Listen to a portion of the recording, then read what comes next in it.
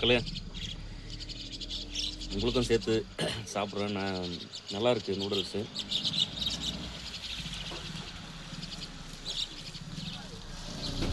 இப்படி ஒரு கிளைமேட்டில் இப்படி ஒரு இடத்துல ஒரு சூடான நூடுல்ஸ், எக் நூடுல்ஸ் சாப்பிட்டு வேறு லெவல் ஃபீலில் வர வழியில் நிறைய காட்டு எருமை பார்த்தேன்.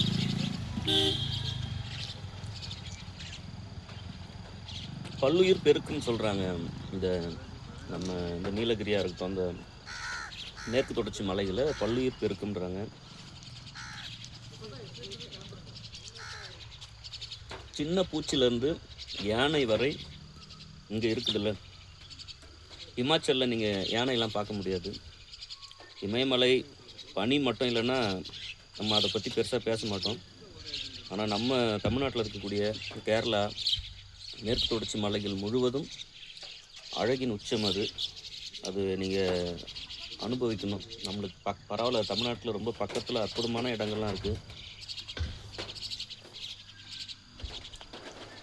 நம்ம இலக்கியங்களில், தமிழ் இலக்கியங்களில் நம்ம மலையில் இருக்கக்கூடிய மூலிகைகள் எல்லாமே பேசப்பட்டிருக்கு. குறிப்பாக வேள்பாரின்ற ஒரு நாவலில் அவர் ஐயா சு வெங்கடேசன் ஐயா நிறைய பதிவு பண்ணியிருப்பாங்க.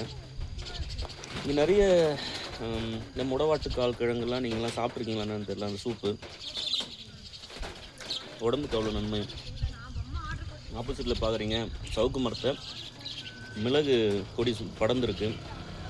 நம்ம சங்க இலக்கிய பாடல் அந்த செய்திலாம் உங்களுக்கு தெரியும்.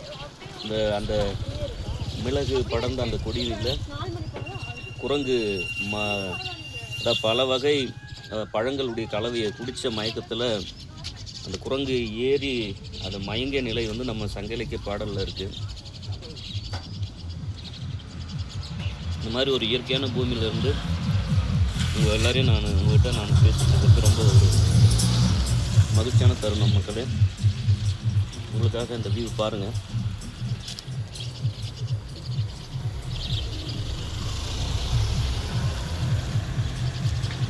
நன்றி.